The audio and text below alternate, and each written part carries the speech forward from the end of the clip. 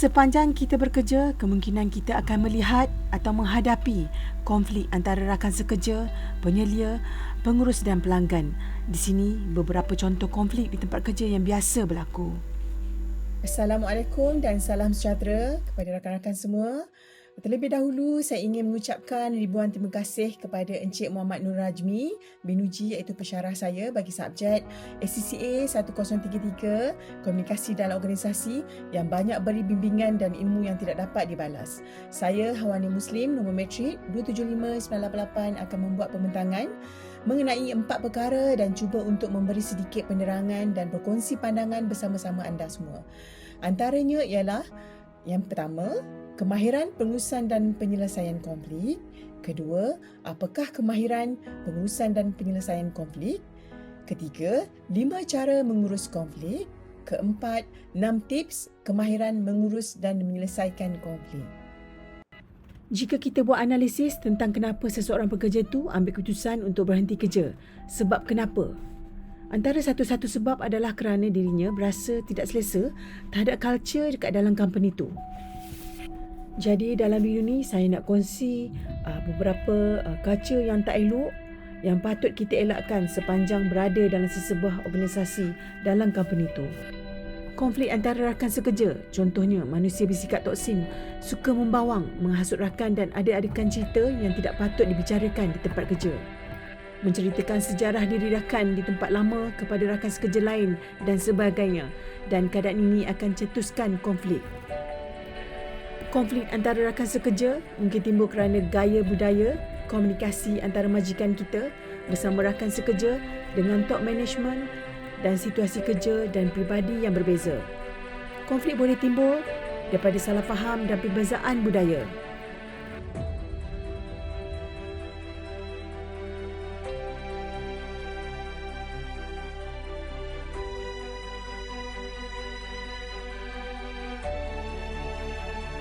Berlakunya politik di tempat kerja.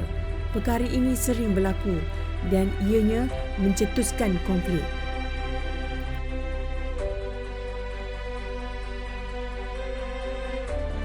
Jika konflik di tempat kerja tidak diurus dan diselesaikan, ianya akan menjadi parah. Jadi kita perlu atasi konflik dengan mengetahui dan mempelajari kemahiran mengurus konflik. Kemahiran pengurusan dan penyelesaian konflik. Terdapat pelbagai konflik yang akan timbul dalam pelbagai keadaan, termasuk di tempat kerja saya atau anda. Untuk mengatasi konflik ini daripada terus berlarutan, ia memerlukan kemahiran untuk menguruskan dan menyelesaikan konflik yang timbul, terutamanya di tempat kerja. Adakah kemahiran pengurusan dan penyelesaian konflik di tempat kerja ini penting? Ianya sangat penting supaya apa sahaja masalah yang timbul dapat diselesaikan dengan segera dan tidak berlarutan kerana ianya mengganggu tugasan harian kita. Apakah kemahiran pengurusan dan penyelesaian konflik? Ia merupakan satu kemahiran profesional dan merupakan satu seni yang tidak ada pada orang lain untuk menyelesaikan konflik antara beberapa pihak akibat salah faham, tidak mempunyai objektif atau pendapat yang tidak sama. Kemahiran pengurusan dan penyelesaian konflik ini merupakan di mana saya atau anda menjadi orang tengah yang bersifat neutral dan tidak berpihak pada sesiapa. Kita menggunakan kemahiran yang ada untuk menyelesaikan masalah dengan menangani perbezaan dan mencari jalan persamaan, seterusnya mencari jalan keluar dan masalah diselesaikan dengan baik. Keupayaan menguruskan menyelesaikan konflik merupakan salah satu sifat kepimpinan. Orang yang dapat mengenal pasti konflik, mengakui pendapat yang berbeza dan membina kata sepakat sangat berharga bagi kebanyakan organisasi. Ada 5 cara mengurus konflik.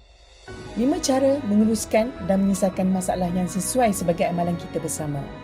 1. Tenangkan diri. Sebelum menyelesaikan sebarang konflik, tarik nafas dalam-dalam, duduk dan tarik bahu ke belakang untuk menenangkan diri. Letakkan kedua-dua kaki ke atas lantai dan tidak diselangkan. Pastikan tangan dalam keadaan terbuka dan tenangkan fikiran anda. Yang kedua, cari tempat pribadi dan selesa untuk membincangkan konflik. Selesaikan konflik tanpa mengganggu orang lain. Cari tempat tertutup dan selesaikan kedua-dua konflik dan penyelesaian konflik supaya tidak mengganggu orang lain. Yang ketiga, kenal pasti faktor konflik. Faktor-faktor seperti deadline tugas, keletihan, masalah keluarga, masalah kesihatan, kelaparan, kekurangan wang dan lain-lain boleh menyebabkan peningkatan emosi yang mencetuskan konflik. 4. Akui bahawa ada masalah. Mulakan penyelesaian konflik anda dengan mendorong semua pihak untuk bersetuju bahawa masing-masing mempunyai masalah. Cari punca mengapakah sebabnya konflik itu berlaku. Yang kelima, libatkan HR atau pihak ketiga yang lain sekiranya konflik berterusan. Anda perlu mendapatkan pihak HR untuk menangani konflik yang berlaku agar tidak berterusan atau sekiranya konflik gagal untuk diselesaikan. Berikut adalah beberapa senarai kemahiran pengurusan dan penyelesaian konflik yang berguna untuk kita bersama. Kita saksikan ada 6 tips kemahiran mengurus dan menyelesaikan konflik.